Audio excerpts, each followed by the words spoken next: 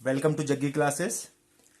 और आज से हम शुरू कर रहे हैं फिजिक्स 10+2 यानी कि इंटरमीडिएट की। और इसमें जो पहली यूनिट है इलेक्ट्रोस्टैटिक्स स्थिर वैद्युतिकी, वहां से हम शुरू करने जा रहे हैं। और आज की वीडियो में जो टॉपिक हम कवर करने वाले हैं उन पे एक नज़र डाल लेते हैं। इलेक्ट्रोस्टैटिक्स के अंदर हम करेंगे charge, properties of charge, charge की उसके आवेश के जो गुण होते हैं वो क्या होते हैं, distribution of charge, Coulomb's law and superposition law of charge. तो ये टॉपिक हैं जो आज की वीडियो में हम कवर करने वाले हैं। और आपको वन बाय वन कम से कम टाइम में मैक्सिमम कोशिश करूंगा आपको समझाने की। और स्टार्ट करते हैं हम चार्ज से। आखिर ये चार्ज, या हिंदी में बोलते हैं इसको आवेश, ये है क्या। नाउ चार्ज आवेश क्या है। अगर आपसे कोई बोलता है कि what you mean by charge, तो हम जनरली उसको आंसर देते हैं कि चार्ज पॉजिटिव होता है, नेगेटिव होता है, ये वो। बट ये हम टाइप्स ऑफ चार्जेस के बारे में बात करें। अगर हम बात करें सिर्फ आवेश यानी कि जो चार्ज है वो है क्या। चार्ज का मतलब ये है कि कोई भी सब्सटेंस, कोई भी पदार्थ जो है, how much electric field produced by itself, कि वो खुद से कितना वैद्युत क्षेत्र उत्पन्न कर सकता है। एक्चुअली में वही चार्ज है। अगर वो कोई भी इलेक्ट्रिक फील्ड प्रोड्यूस नहीं कर सकता है तो इट मीन्स वो चार्ज नहीं है। मैंने ये पेन का कैप यहां पर रखा है क्योंकि मुझे पता है इसके आसपास सराउंडिंग में कोई भी इलेक्ट्रिक फील्ड जनरेट नहीं होगा। अब इलेक्ट्रिक फील्ड क्या है, कई लोग इसमें परेशान है, तो हम जो है 2 या 3 क्लासेस के बाद इलेक्ट्रिक फील्ड पे ही पहुंच जाएंगे। तो अभी आप ये समझिएगा कि चार्ज क्या है। Charge is the property of a matter due to which electrical and magnetic effect are produce, जो चुंबकीय और जो है वैद्युत जो गुणों को जो है उत्पन्न कर सके। ओके, तो चार्ज है एक प्रॉपर्टी है। एक्चुअली चार्ज को किससे आप समझेंगे, चार्ज या जो आवेश है ये क्या है, किसी पदार्थ का वह गुण कि वह कितना वैद्युत क्षेत्र उत्पन्न कर सकता है। जो मैं बोल रहा हूं इसको आप नोट कर सकते हैं। और इसको हम जो डिनोट करते हैं, डिनोटेड बाय क्यू से हम इसको डिनोट करते हैं। और अभी इसकी मैं एक पेज आपके सामने जो है शो कर दूंगा इसके बाद, जिसमें आप उसकी डेफिनेशन जो, अगर उसका स्क्रीनशॉट लेना चाहें या नोट नहीं कर पा रहे हैं या नोट नहीं करना चाहते हैं तो स्क्रीनशॉट ले सकते हैं। तो चार्ज जो है डिनोट करते हैं क्यू, स्मॉल क्यू और कैपिटल क्यू, मर्जी आपकी किसी से भी कर लीजिए, ऐसा कुछ रूल है नहीं इसका। और इसके बाद करते हैं इसका मात्रक यानी कि इसकी यूनिट की, इसको मेजर किस में करते हैं। जो यूनिट है चार्ज का that is coulombs, denoted by C. इसका यूनिट है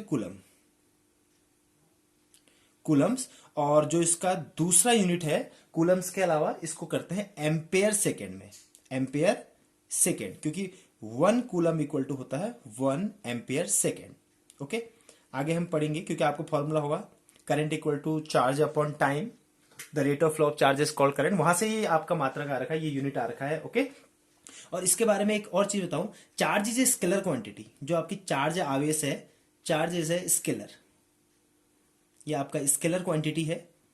स्केलर मीन्स ये क्या, अदिश राशि है। ओके, मैं हिंदी इंग्लिश दोनों का यूज कर रहा हूं ताकि आपको कोई ज्यादा दिक्कत ना हो। Charge is a scalar quantity means there is no need of direction, सिर्फ मैग्नीट्यूड काउंट होगा, उसका परिमाण काउंट होगा।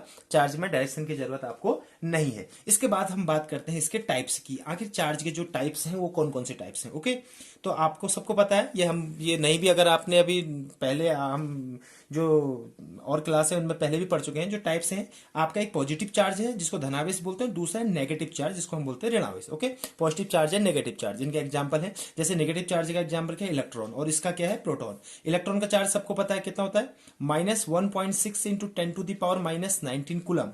इलेक्ट्रॉन का चार्ज होता है -1.6 इंटू 10 पावर -19 कूलम। और जो प्रोटॉन है उसका चार्ज भी सेम होता है 1.6 into 10 to the power -19 coulomb. बस ये क्या होता है, पॉजिटिव चार्ज होता है। ओके, तो मतलब अमाउंट सेम है, एक नेगेटिव चार्ज है और एक क्या है, पॉजिटिव चार्ज है। अब हम बात करते हैं मोस्ट इंपोर्टेंट की, क्वेश्चन भी आता है इसका, कि properties of charge. Okay, properties of charge यानी कि जो है आवेश है उसके गुण बताइए, आवेश के गुण। तो सबको पता रहता है आवेश के गुण, ठीक है। मैं शॉर्ट में लिखने की कोशिश करूंगा। Means like charge attract to each other and unlike charges, like charges repel to each other and unlike charges always attract to each other. मतलब क्या है, सेम चार्ज होंगे, प्लस प्लस होगा तो ये एक दूसरे को क्या करेंगे, रिपेल करेंगे, प्रतिकर्षित करेंगे। या माइनस चार्ज एक ही है, ये माइनस चार्ज है, तो ये भी आपस में एक दूसरे को क्या करेंगे, रिपेल करेंगे, ठीक है। बट जो अनलाइक होंगे, मतलब क्या होगा, एक प्लस चार्ज है और एक माइनस चार्ज है, तो ये इसकी ओर को फोर्स लगाएगा और ये इसकी ओर को, मतलब आकर्षित बल के कारण से बधे हुए होंगे, यानी कि फोर्स ऑफ अट्रैक्शन यहां पर होगा। This is the first property of the charge. And the second property is charge is a scalar quantity मैं पहले आपको बता चुका हूं। मोस्ट इंपोर्टेंट क्वेश्चन भी आता है, what do you mean by quantization of charge, यानी कि आप आवेश के क्वांटीकरण से क्या समझते हैं। मीन्स क्या पढ़ा रहा हूं, quantization of charge, quantization of charge, आवेश का क्वांटीकरण, क्वांटीकरण मीनिंग क्या है, बहुत ही इंपॉर्टेंट टॉपिक है। कभी कभी सिंपल जो है 1 और 2 मार्क्स में पूछता है कि what do mean by quantization of charge. Meaning क्या है ना, आपको मैं बता दूं, कोई भी बॉडी उस पर कितना चार्ज हो सकता है, क्वेश्चन है आपसे, कोई भी बॉडी है उस पर कितना चार्ज हो सकता है, कितना चार्ज हो सकता है, क्यू कितना हो सकता है, इक्वल टू कितना हो सकता है, integer multiple of charge of electron और प्रोटॉन। मतलब क्या है, सबसे जो मिनिमम चार्ज है जो इजीली एग्जिस्ट करता है that is your electron. Electron के चार्ज का इंटीजर मतलब पूर्णांक होगा, n इक्वल टू 1 2 3 4। अब हम बात करते हैं, देखिए इसको अगर आप ऐसे नहीं समझ सकते तो ऐसे समझिए, ये एक बॉडी है, इससे एक दूसरी बॉडी में, ये कोई दूसरी बॉडी थी, इस पे कुछ चार्ज ट्रांसफर हुआ। अब क्वेश्चन ये कि इस पे कितना चार्ज जो है ट्रांसफर होगा, इस पे क्या चार्ज होगा, या तो इस पे 1 इलेक्ट्रॉन ट्रांसफर हो सकता है 2 इलेक्ट्रॉन हो सकता है 3 इलेक्ट्रॉन 3 इलेक्ट्रॉन ट्रांसफर हो, 4 5 6 या 400 500, जो भी इलेक्ट्रॉन ट्रांसफर होंगे, कभी भी ऐसा नहीं हो सकता कि 1.5 इलेक्ट्रॉन यानी कि 1.5 इलेक्ट्रॉन ट्रांसफर हो गया, क्योंकि इलेक्ट्रॉन होगा तो पूरा ही ट्रांसफर होगा, अदरवाइज नहीं होगा। मींस क्या है, इस पे जो चार्ज होगा, अगर 1 इलेक्ट्रॉन चार्ज ट्रांसफर हुआ तो इस पे जो चार्ज आएगा वो आएगा 1.6 into 10⁻⁻19 कूलम। ओके, अगर 2 हुए तो इसको इंटू कर दो 2 से। ओके, और अगर 100 हुए तो इसी को इंटू कर दो आप 100 से।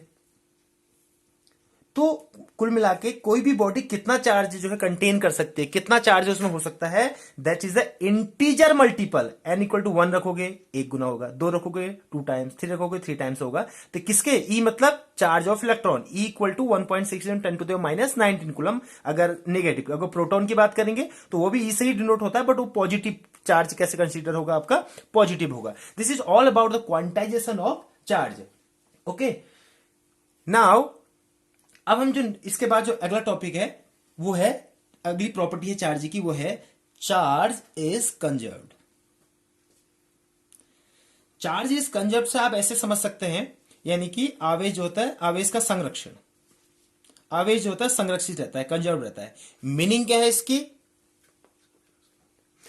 कंजर्वेशन ऑफ चार्ज का मतलब क्या है कि जो आपका नेट चार्ज है किसी भी सब्सटेंस में, वो क्या रहेगा, वो आपका फिक्स रहेगा। इसको दूसरी भाषा में हम समझते हैं, कैसे समझ सकते हैं इसको, कि during any process the net electric charge of any isolated system remains constant. Means क्या है, in simple word, charge neither be created और नॉर बी डिस्ट्रॉयड। न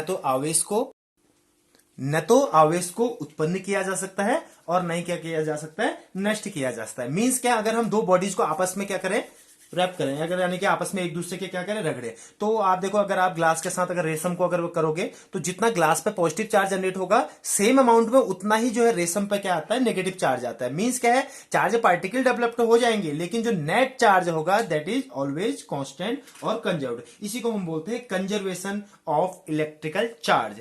एंड जो लास्ट पॉइंट है आपका, वो है आपका charge is invariant. Charge is invariant. Okay, simple है, ज्यादा इसका कुछ मीनिंग है नहीं। इसका सिंपल मीनिंग है कि it does not depends on reference frame. Okay, तो ये सारा आपने पढ़ा आवेश यानी कि चार्ज के बारे में, कि चार्ज क्या है, इसकी प्रॉपर्टीज क्या है।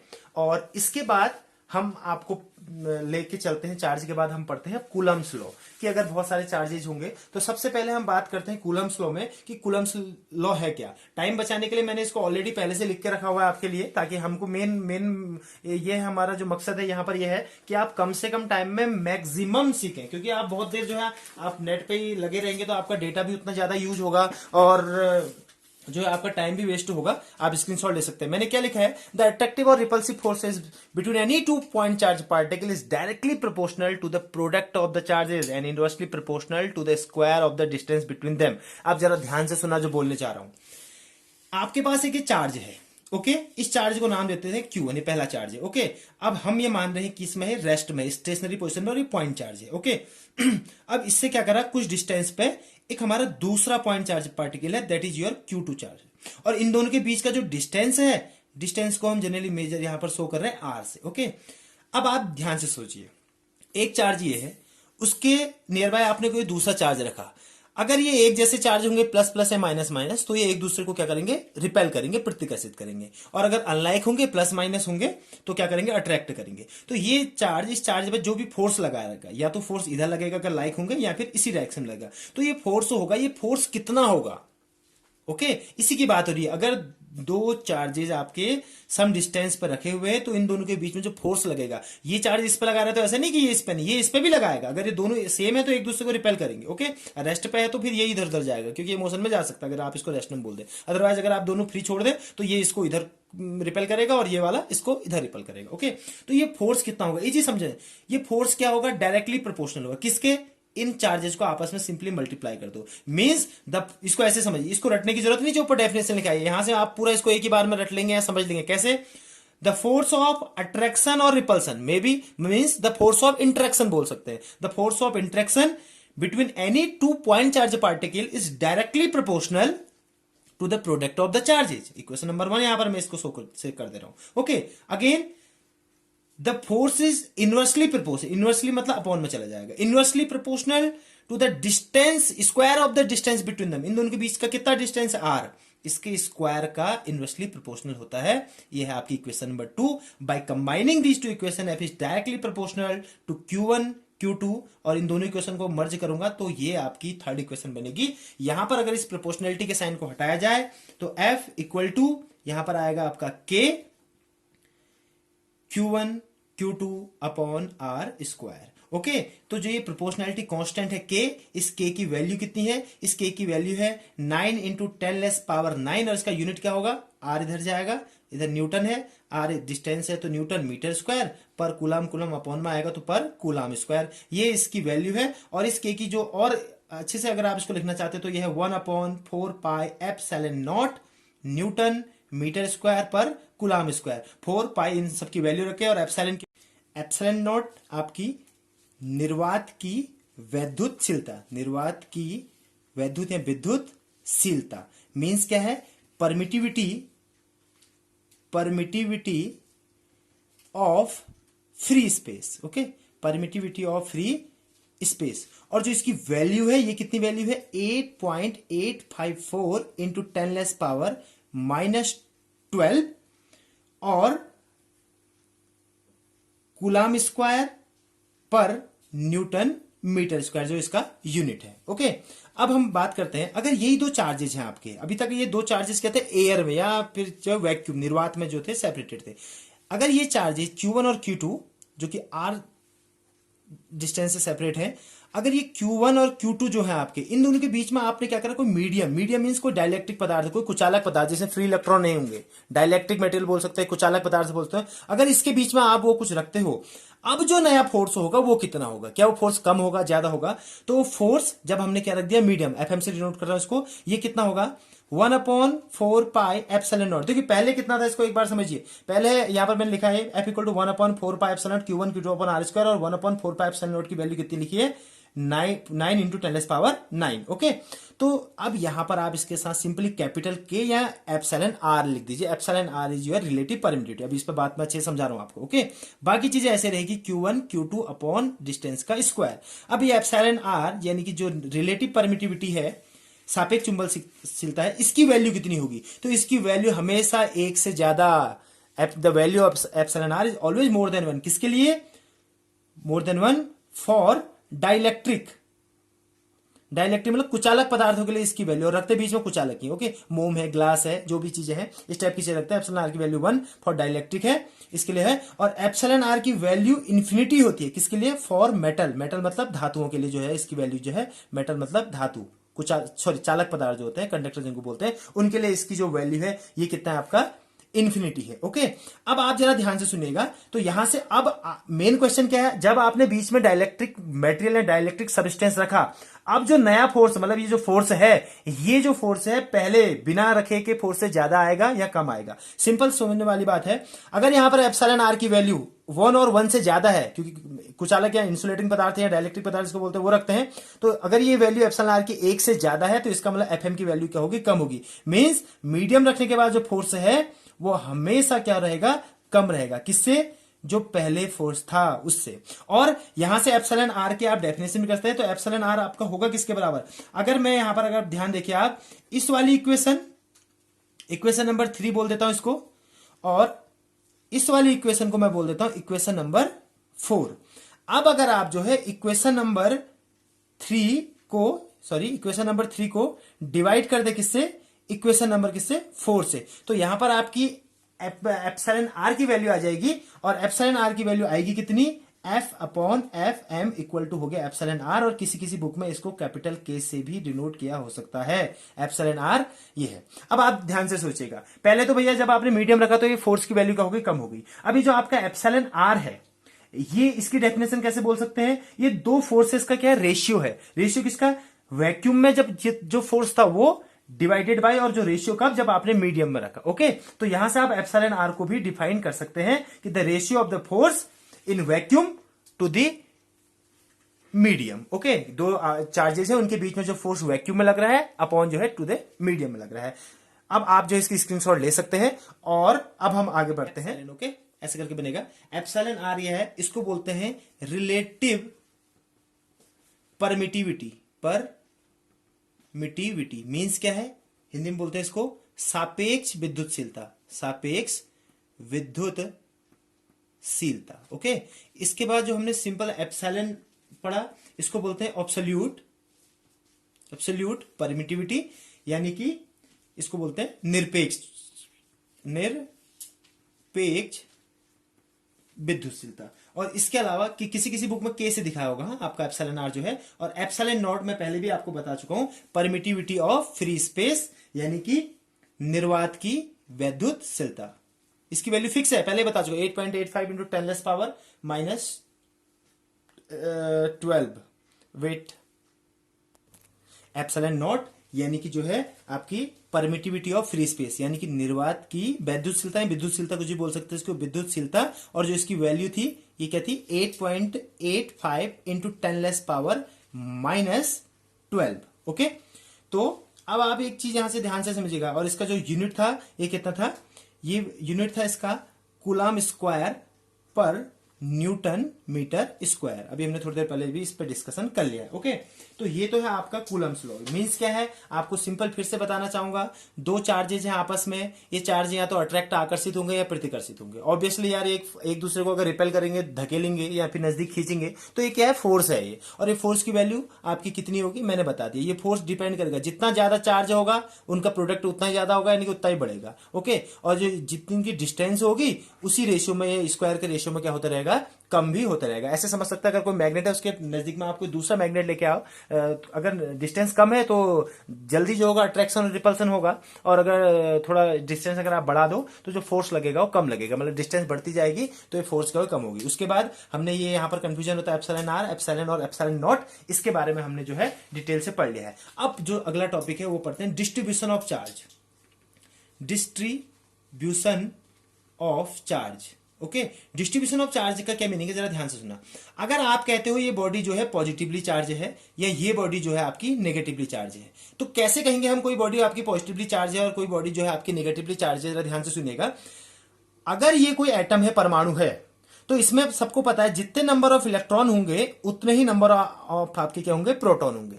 और इलेक्ट्रॉन और प्रोटॉन का चार्ज सेम होता है, बस इलेक्ट्रॉन नेगेटिवली चार्ज होता है और प्रोटॉन जो होता है पॉजिटिवली चार्ज होता है। मींस क्या है? ये अगर ये क्या होगा? इलेक्ट्रिकली ये वैद्युत रूप से क्या होगा? न्यूट्रल होगा। ओके, ये क्या आपका न्यूट्रल है, ठीक है, उदासीन है ये।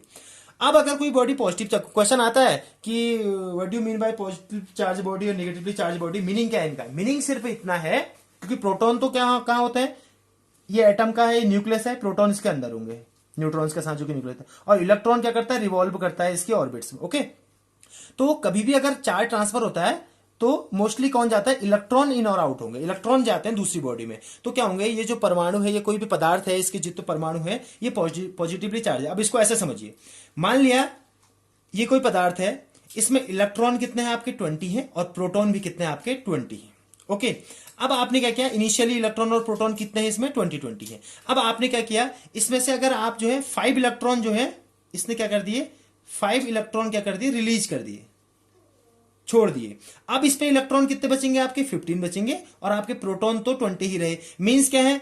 15 इलेक्ट्रॉन से 15 प्रोटॉन जो है कैंसिल आउट होंगे, मींस गैस में 5 प्रोटॉन एक्स्ट्रा हो गए हैं क्योंकि इसमें से इलेक्ट्रॉन क्या हुए चले गए हैं, तो ये पॉजिटिवली चार्ज होगा। और मान लीजिए इसमें कहीं बाहर से जो है, यही सेम बॉडी थी और इसमें कहीं बाहर से जो है 5 इलेक्ट्रॉन आ गए हैं। अब क्या होगा, 20 इलेक्ट्रॉन पहले से थे, 20 प्रोटॉन पहले से थे, ये इलेक्ट्रॉन है और ये प्रोटॉन है। ओके, अब इलेक्ट्रॉन अब 5 नए आ गए, तो अब कितने हो गए टोटल 25 हो गए। तो 20 प्रोटॉन से 20 इलेक्ट्रॉन आपस में कैंसिल आउट हुए, अब इसमें 5 इलेक्ट्रॉन क्या हो गए एक्स्ट्रा हो गए। और इलेक्ट्रॉन कैसा होता है नेगेटिव चार्ज, तो ये बॉडी आप कैसे ट्रीट करोगे, बोलोगे नेगेटिवली चार्ज क्या आपकी बॉडी है। तो this is all about distribution of charge. और डिस्ट्रीब्यूशन और कैसे होता है मेटल्स में बताता हूं, बाकी हम इसको एक चार्ज की एक एक्स्ट्रा क्लास लेंगे उसमें पढ़ेंगे। अगर ये कोई बॉडी, इसमें क्या है आपके इलेक्ट्रॉन है, इसके आउटर सरफेस पे ऐसे करके डिस्ट्रीब्यूट है। ओके, ये क्या है नेगेटिवली चार्ज बॉडी है। अब आपने एक वायर है और ये कोई दूसरी बॉडी है। ओके, न्यूट्रल बॉडी है, मतलब जितने इलेक्ट्रॉन उतने प्रोटॉन है, मतलब वैसे चार्ज बॉडी नहीं है।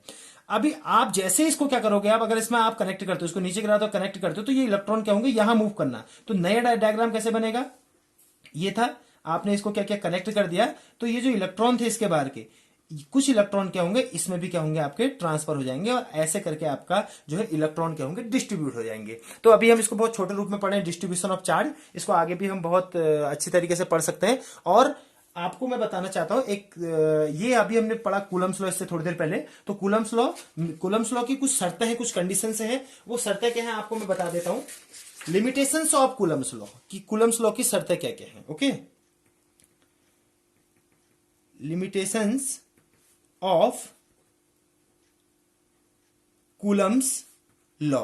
कूलम्स लॉ की पहली शर्त यह है कि चार्ज जो होने चाहिए रेस्ट पे होने चाहिए, यानी कि स्टेशनरी होने चाहिए, रुके हुए होने चाहिए। और दूसरा चाहिए पॉइंट चार्ज होने चाहिए, कोई बड़ी बॉडी नहीं होनी चाहिए, point charge. Okay, point charge किसको बोलते हैं बता दूं, अगर बहुत सारे चार्जेस भी हों, एक सिंगल पॉइंट की बात नहीं कर रहा हूं, एक सिंगल चार्ज की नहीं, अगर बहुत सारे चार्जेस भी हों और वो एक दूसरे से बहुत ही कम डिस्टेंस पे हों, तो उसको भी हम एक पॉइंट चार्ज कंसीडर कर सकते हैं, उनके ग्रुप को भी पॉइंट चार्ज की तरह कंसीडर कर सकते हैं।